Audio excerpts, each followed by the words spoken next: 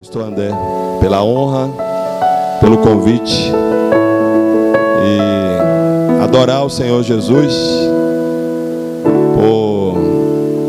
pela manifestação da graça dele na igreja. Jesus está na igreja. Hoje pela manhã estávamos reunidos e eu falando nas cartas lá de Apocalipse. Quando João recebe a revelação do Senhor, ele vê Jesus no meio da igreja. Jesus estava entre os 7 castiçais de ouro. Ele anda no meio da igreja. E onde a igreja está reunida, onde a igreja se expressa, onde a igreja se manifesta, Jesus está. E nesse momento Jesus está em vários lugares, né? Onisciente, ele é onipresente e ele também é onipotente.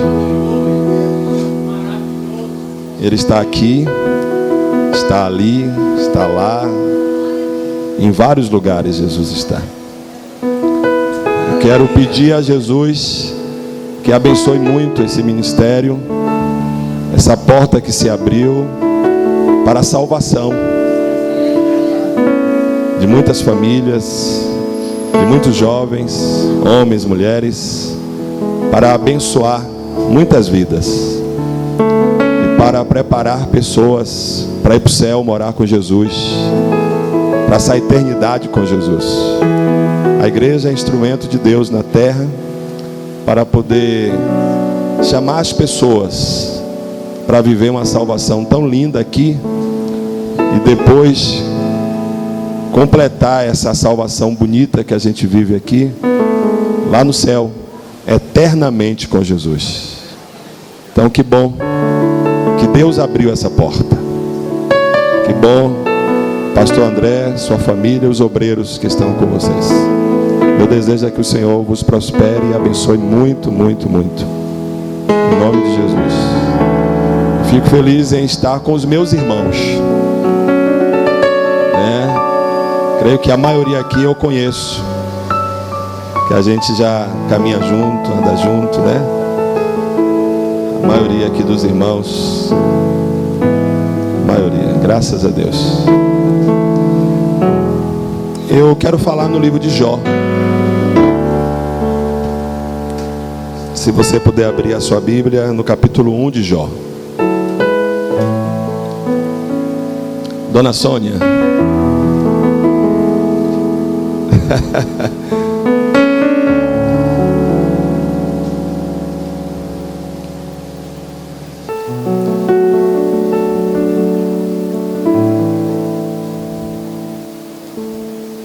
Tá, então deixa a tua Bíblia aberta em Jó.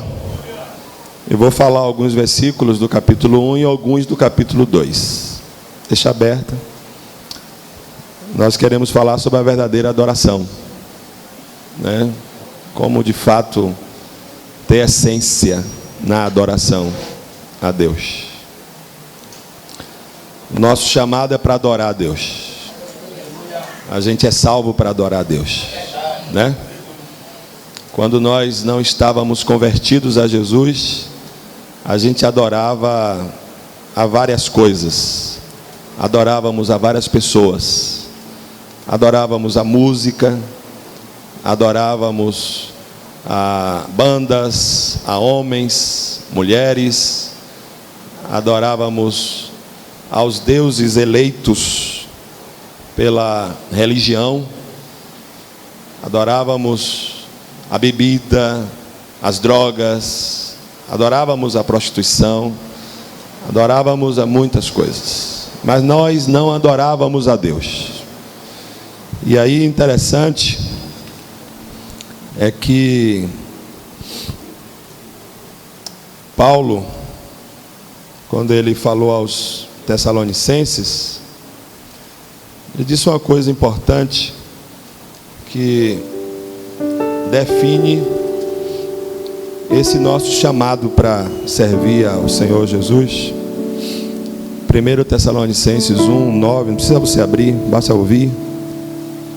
Porque eles mesmos anunciam de nós qual a entrada que tivemos para convosco, e como dos ídolos vos convertestes a Deus, para servir o Deus vivo e verdadeiro. O Senhor nos converteu dos ídolos. Nós éramos idólatras. Talvez alguns de nós não tinha exatamente a expressão bem assim clara de ter um altar de ídolos físicos, mas tínhamos muitos ídolos, ídolos espirituais, ídolos emocionais, ídolos intelectuais. Tínhamos muitos ídolos, muitos ídolos. E a conversão, a salvação é uma chamada para sair da idolatria, para deixar os ídolos, para poder servir e adorar o Deus vivo e verdadeiro. Porque nós achávamos que tínhamos deuses, que adorávamos de fato, mas nós não adorávamos ao Deus verdadeiro. E nós nos encontramos com o verdadeiro Deus e a verdadeira vida, Jesus Cristo, o Senhor. E aí Jó, a Bíblia diz que Jó, ele era um homem muito rico. Jó tinha 10 filhos. Eram 7 homens e 3 mulheres. Jó também tinha muitos gados. Eram 7.000 ovelhas, 3.000 camelos, 500 juntas de bois, 500 jumentas. E Jó tinha muitos servos a seu serviço. Jó era um mega empresário, um grande empreendedor, talvez o homem mais rico daquela região, daquele momento da sua vida, da história. E com tudo isso que Jó tinha, também estava agregado a ele o testemunho de Deus a respeito de Jó, que dizia que Jó era um homem íntegro, Jó era um homem reto, Jó era um homem temente a Deus, e que Jó se desviava do mal. E Jó nos ensina que é possível ter muitas coisas e também ter Deus. Jó nos ensina que é possível ser rico materialmente e também ser rico espiritualmente. E que às vezes algumas pessoas, elas acham que não combina posses materiais com fé em Deus. Algumas pessoas acham que a fé em Deus atrapalha a prosperidade. A fé em Deus atrapalha o ter coisas.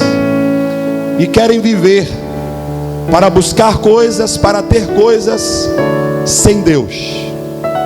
Sem viver com Deus ou sem viver para Deus. Mas Jó nos ensina isto, que embora ele fosse um homem muito rico, tivesse muitos bens materiais, Jó tinha um testemunho de Deus. Homem íntegro, homem reto e um homem temente a Deus. Jó era um homem que tinha um zelo pela sua família, amava muito seus filhos como um pai dedicado, amoroso, a ponto dele ter a prática de quando seus filhos se reuniam para ter comunhão, para estar junto, ele levantava as madrugadas para poder prestar culto a Deus em prol dos seus filhos. Até que um dia na vida de Jó acontece uma solicitação maligna,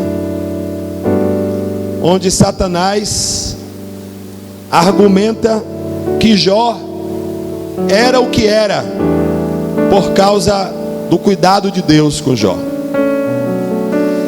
E Deus autoriza Satanás para poder tirar o que Jó tinha. E eu fico pensando que nós não temos controle de alguns acontecimentos que podem ocorrer com as nossas vidas. Tem coisas que nós podemos decidir, tem coisas que nós podemos controlar, tem coisas que nós podemos evitar. Mas existem coisas que não está no nosso poder decidir, controlar ou evitar. São acontecimentos que passam pela soberania de Deus, pela ação soberana do Eterno, e que Ele que conhece sabe todas as coisas, e Ele tem o sim e o não com Ele. E com Jó ocorreu desta permissão divina para que houvesse a eternização de um testemunho. Deus permitiu a ação de Satanás e Jó começou a perder o que tinha. E aí o texto diz que Jó perdeu os seus gados, 7.000 ovelhas, 3.000 camelos, 500 jumentas e 500 juntas de bois. A cada dia chegava um dos seus servos para dar notícia que ele estava perdendo os seus bens. Depois veio a notícia que Jó também perdeu os seus criados, seus servos. À medida que perdia os bens, os servos também iam juntos, morriam todos. E o golpe fatal, o tiro de misericórdia, foi a última notícia que Jó recebeu. Seus 10 filhos, suas 3 filhas, seus 7 filhos, juntos, tendo comunhão, em família, aconteceu um vendaval, e a casa que eles estavam caiu sobre eles, e todos eles morreram. Todos eles morreram. E Jó recebe essa última notícia. A notícia dos gados perdidos balançou Jó, mas não tanto. Eu disse: eu trabalho e consigo outros. Mas quando veio a notícia que os seus 10 filhos morreram, eu acho que quando Jó olhou para a esposa, me parece que a esposa de Jó perdeu o chão e deve ter dito para Jó: não tenho mais motivo para viver. Quem é mãe aqui sabe, um filho, a perca de um filho dói muito. Às vezes um aborto espontâneo, o filho nem nasceu ainda, a mãe já sente, e sente muito. Hoje eu dei carona a uma irmã que estava indo congregar. Ela tem 2 filhos, ela está separada do marido, e ela estava com uma criança, um bebê de colo. Aí dei carona a ela e fui conversando com ela. Disse: de quem é essa criança? Ela disse: essa criança eu tomei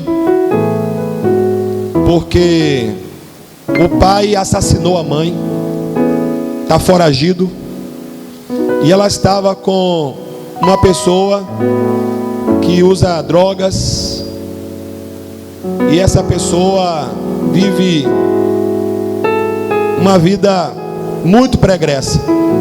E eu me compadeci e tomei essa criança. E eu fiquei pensando, mas como é que ela tem 2 filhos com dificuldade financeira e toma essa criança para poder cuidar? Chegou na reunião da igreja, eu perguntei quem queria adotar a criança. Ela se levantou e disse: não, eu não estou adotando, não estou dando a criança. A criança é minha, não vou dar para ninguém, eu vou criar a criança. Ela não gerou aquela criança, ela não pariu aquela criança, mas já estava amando como mãe a criança. E tirar aquela criança dela era tirar uma parte dela. Imagine uma mãe perder 10 filhos de uma vez só. Jó perdeu 10 filhos. Mas o que me chama a atenção nessa história de Jó, o versículo 20 do capítulo 1, diz: então Jó se levantou, rasgou o manto, rapou a sua cabeça e se lançou em terra. E diz que Jó adorou a Deus. Jó adorou a Deus. Adorar a Deus é uma atitude de reverência, é uma atitude de submissão,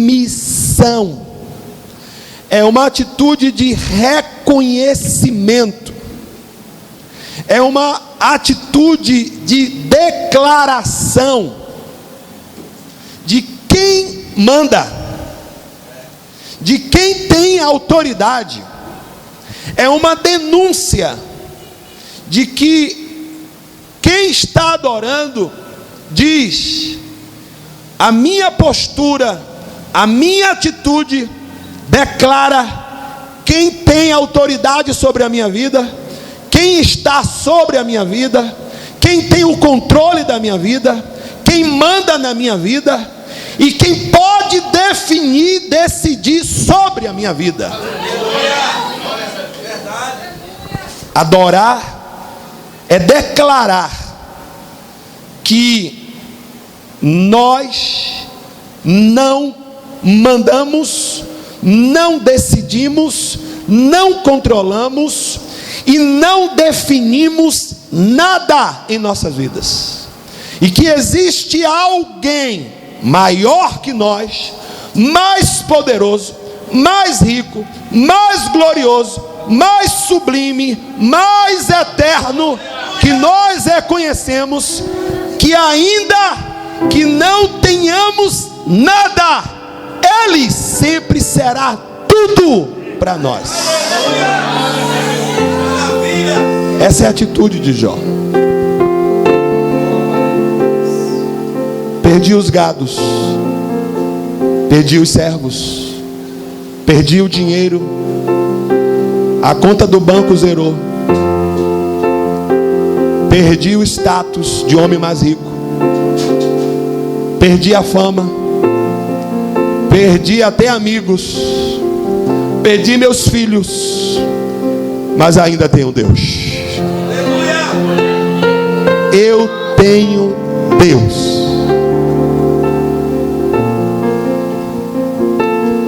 E diz que essa atitude de Jó revoltou Satanás, porque Satanás esperava que com isso Jó abandonasse Deus, que com isso Jó deixasse de servir a Deus, deixasse de estar sendo uma testemunha viva de Deus na terra. E ele voltou, e Deus deu testemunho de Jó. Capítulo 2, versículo 3. E disse o Senhor a Satanás: observaste o meu servo Jó? Porque ninguém há na terra. Obrigado, meu amado, eu vou te honrar.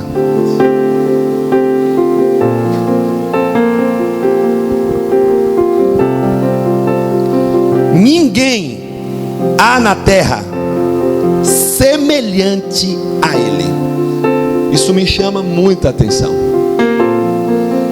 A terra naquela época estava bem habitada, tinha muita gente.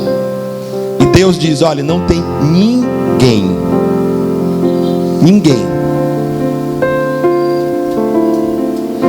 E esse ninguém, ele só vem depois do acontecimento do capítulo 1.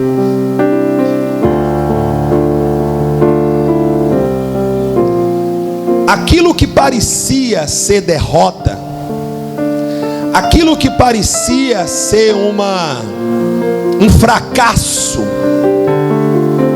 se tornou sucesso. Humanamente falando, Jó se tornou um fracasso, mas espiritualmente falando, Jó galgou o pódio, passou a ser o número 1. Ninguém há na terra, ninguém semelhante a ele. E aí o Senhor repete o testemunho de Jó. Ele é um homem íntegro, ele é um homem reto, ele é um homem temente a Deus, ele se desvia do mal. E aí há uma expressão aqui que não está no capítulo 1, que diz: e ele ainda retém. Ele ainda tem integridade. Ele não perdeu. Perdeu o gado, perdeu o dinheiro, perdeu filhos, perdeu a fama, perdeu tudo, mas Jó não perdeu a integridade. Aleluia. Jó era o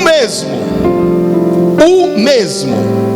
Ser íntegro é ser inteiro. Ser íntegro é ser a mesma coisa. Ser íntegro é não ter duplicidade. Ser íntegro é ser, como é aqui, é do lado de cá. É ser inteiro, o mesmo. Íntegro, esse papel está intacto. Ele está íntegro, que é o mesmo. E Deus deu esse testemunho de Jó. Mais na frente, versículo 9, a esposa de Jó, já muito abatida. Eu compreendo a esposa de Jó. Homem suporta o que mulher não suporta. Mulher é vaso mais frágil. Emocionalmente a mulher, ela é frágil. E quando toca em coisas de família, principalmente. E a mulher de Jó diz, então sua mulher lhe disse: você ainda retém a sua integridade? Ela viu em Jó que em meio a todas aqueles acontecimentos, Jó ainda tinha. Jó ainda era um homem que não abria a sua boca para blasfemar.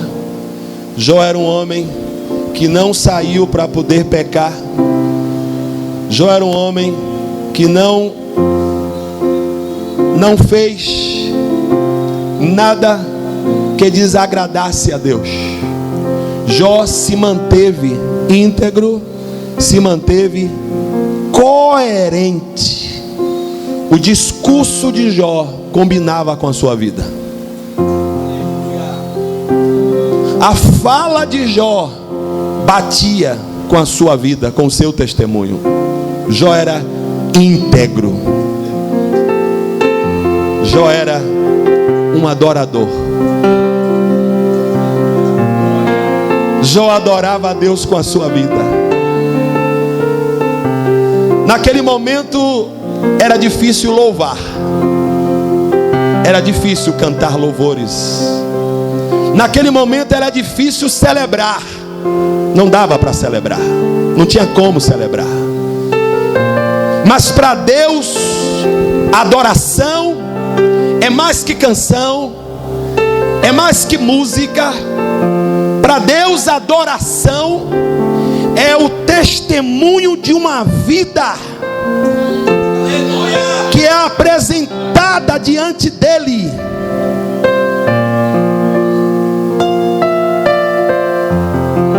E Jó pôde apresentar esta vida irretocável.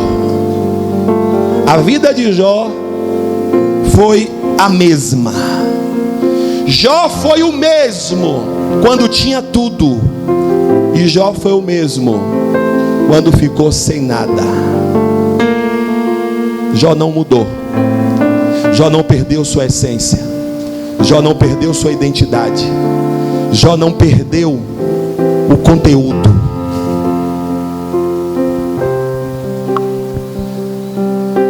Eu não sei o que passa-se na sua vida, mas não sei quais foram as percas que você já teve. Não sei se você já perdeu alguma coisa. Com certeza já.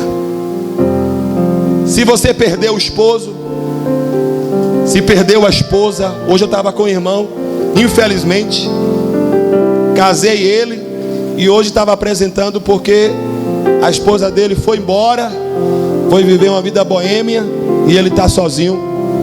E eu apresentei a igreja: esse irmão aqui, ó, perdeu a esposa, vamos cuidar dele, vamos orar por ele. Talvez você perdeu filhos, talvez você perdeu o seu emprego, talvez você perdeu dinheiro nos últimos dias, perdeu sua casa, seu carro. Talvez você perdeu amigos, talvez você perdeu o namorado, o noivo, a noiva. Talvez você perdeu a saúde, ou perdeu outras coisas. E tem pessoas que elas mudam de comportamento à medida que os acontecimentos vão ocorrendo na sua vida.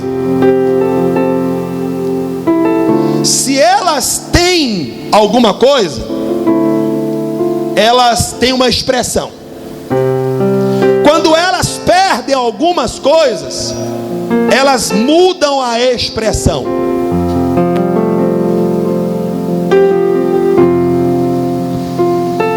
Talvez você perdeu o seu cargo na igreja, perdeu a sua liderança. Talvez você perdeu seu papel de influenciador, influenciadora. Talvez você perdeu algumas coisas que você amava muito. Mas uma coisa que Deus espera que nós não percamos, porque tem coisas que eu não tenho controle, tem coisas que eu não tenho como dominar, que eu não tenho como proibir de ser tocada, de ser tirada de mim. Não sou dono de nada. Posso ter o máximo de coisas, mas eu não sou dono de nenhuma dessas coisas. Tudo que eu tenho veio de Deus, tem que girar em torno de Deus e tem que voltar para Deus. E eu tenho que dizer sempre e ter esse testemunho de Jó: Deus me deu, está comigo. Se Deus quiser tomar, Ele toma, porque é dele. Ele deu para mim, é dele. Enquanto estiver comigo, eu cuido. Vou me relacionar, mas não vou colocar o meu coração. Aleluia. Porque tem momentos que Deus nos dá coisas, dá emprego, dá prosperidade, dá bens, dá pessoas, dá honra. Deus dá dinheiro, Deus dá ministério, Deus dá muita coisa para a gente, e nós às vezes tiramos os olhos de quem nos deu para colocar nas coisas que recebemos, e o nosso coração fica inclinado para essas coisas, e passamos agora a adorar essas coisas ao invés de Deus. E Deus o que é que faz? Diz assim: deixa eu tirar o embaraço da vida do meu servo. Eu não sei se Deus tirou alguns embaraços da sua vida. Eu não sei se Deus arrancou algumas coisas da sua vida para chamar a sua atenção para Ele. Porque Deus não divide a sua glória com ninguém e nem com nada. Ele é Deus zeloso, e o seu Espírito que está em nós tem ciúme. A Bíblia diz em Tiago capítulo 2 versículo 14 que Deus nos chamou para ser um povo exclusivamente seu, zeloso de boas obras. Seu. Nós somos chamados para sermos de Deus e para servirmos a Deus. E tem pessoas que, porque perdeu coisas, perdeu a integridade, passou a viver de forma dissoluta, passou a viver agora desonrando a Deus, desonrando o seu corpo, desonrando a sua fé, desonrando a sua igreja, porque perdeu coisas. A nossa relação com Deus não pode estar nas coisas que Deus nos dá. Essa é a doutrina de Satanás. Vá servir a Deus, porque Deus vai lhe dar coisas. E aí, quando acontece uma decepção, uma frustração, um fracasso consequencial em nossa vida, Satanás diz assim: ó, largue Deus, porque Ele não lhe deu coisa, porque Ele lhe tirou coisas. Você não tem mais razão de servir a Deus.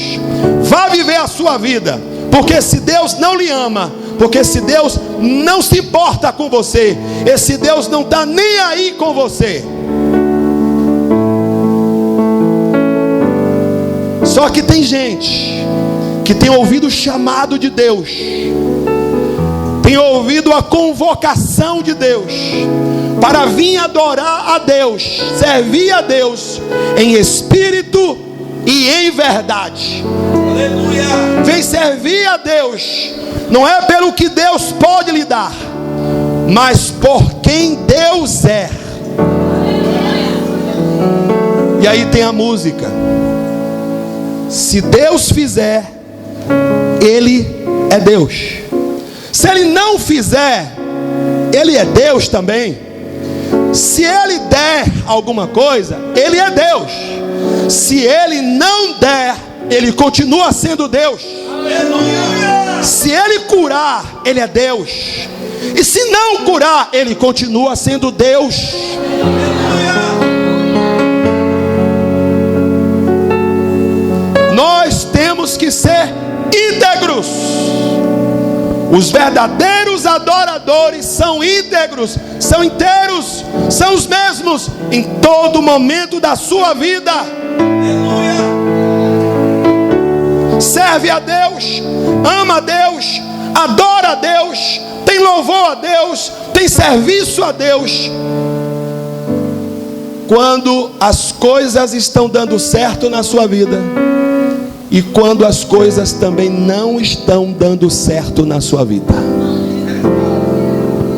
não vai deixar de ser apaixonado por Deus, de amar a Deus, de servir a Deus, de adorar a Deus e de colocar a sua vida no altar. Porque nós temos que ser um sacrifício vivo, diário para Deus. Aleluia. Aleluia. ainda retens. Jó ainda retém. Deus está te observando. Deus está te olhando. Porque às vezes nós ficamos muito preocupados com a opinião pública, com a opinião dos homens. E às vezes até a gente procura fazer de tudo para que o homem nos veja e fale alguma coisa para nós. E às vezes quando a gente não recebe um elogio, quando a gente não recebe um tapinha nas costas, quando a gente não recebe uma publicação no Facebook ou no Zap, a gente fica meio depressivo. Mas o melhor testemunho não é dos homens. O melhor testemunho é o de Deus. Porque os homens, eles só veem alguns momentos da nossa vida, mas Deus vê todos os momentos da nossa vida. Deus vê quando você é injuriado. Deus vê quando alguém lhe calunia. Deus vê quando alguém lhe trai. Deus vê quando alguém pisa nos seus pés. Deus vê quando você está sendo perseguido. E Deus vê a sua ação, a sua reação nesses momentos. Como é que você faz? Deus vê. Deus vê a sua expressão.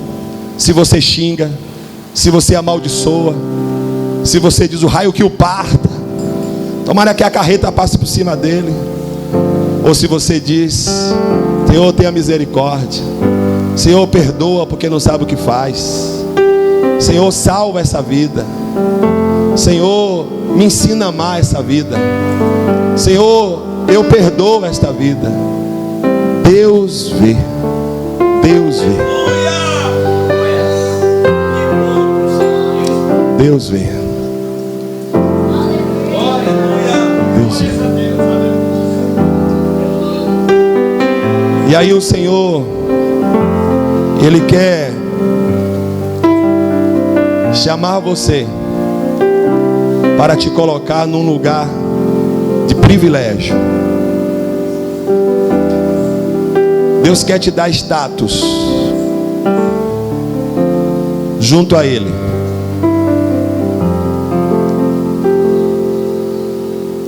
Porque às vezes aqui neste mundo nós não iremos ser tidos em alta conta.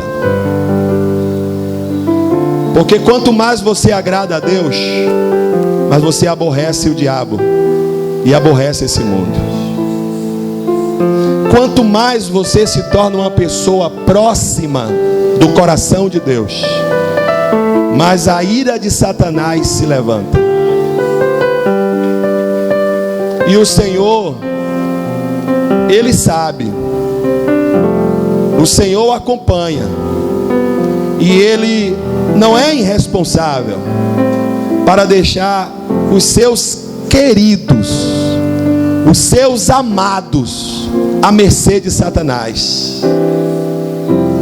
E o Senhor nunca deixará que seus servos sejam tentados ou provados acima daquilo que ele pode suportar.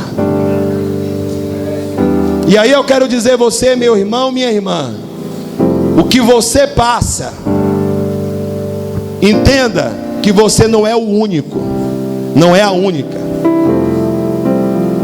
Todos os servos de Deus espalhados na face da terra também passam. Talvez não a mesma coisa, talvez não do mesmo jeito, do mesmo modo, mas todos passam. Porque Deus não permite que sejamos tentados ou provados além do que podemos suportar. E a Bíblia diz que junto com a tentação e a provação, Deus abre uma porta para nós escaparmos. Ele vai usar pessoas, Ele vai usar a igreja, Ele vai usar os pastores, Ele vai usar até ímpios. E Ele pode até dar ordem ao próprio Satanás para poder nos favorecer. No tempo dele, do jeito dele, do modo dele. E enquanto isto, nós devemos ter integridade, não negociar a nossa adoração. Sou adorador. Tendo, sou adorador. Não tendo, sou adorador. Se tiver muita gente perto de mim, sou adorador. Se eu estiver sozinho, sou adorador. Se o pastor estiver próximo de mim, eu adoro. Mas se ele estiver bem longe, eu estiver sozinho em algum lugar, eu continuo adorando. Se eu estiver com a igreja reunida, eu vou adorar. Mas se eu estiver sozinho na minha casa, no quarto, na cozinha, na sala, qualquer lugar, sozinho, eu vou adorar também.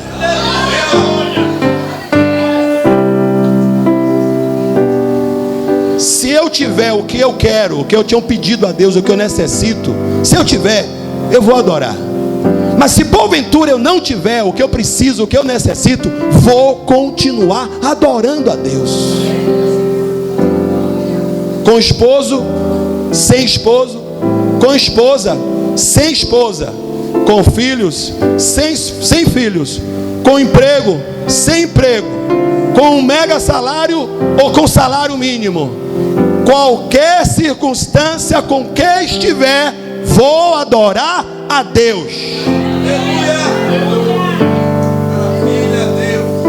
A verdadeira adoração, ela sai de um coração íntegro, inteiro. Eu sou o mesmo que o Espírito de Deus, o Espírito de Cristo, possa trazer sobre nós revelação, e que o nosso coração se encha, e que haja uma decisão no nosso coração. Se você já é esse adorador, persevere, continue. Se você compreendeu que você estava vacilando em relação à adoração genuína, verdadeira, tome uma decisão nesta noite. Eu quero adorar a Deus. Não adore coisas, não adore pessoas, não adore sua posição, não adore seu título, não adore seu dinheiro, suas coisas. Não adore o que Deus tem te dado. Adore a Deus, que pode te dar muito mais. Muito mais. Adore a Deus. Deus te chama para você adorá-lo. O Senhor te convida para você adorar a Ele.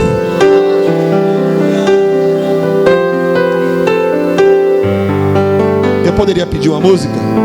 Posso pedir uma música? Vocês podem cantar. Se Deus fizer, Ele é Deus. Se não fizer, Ele é Deus.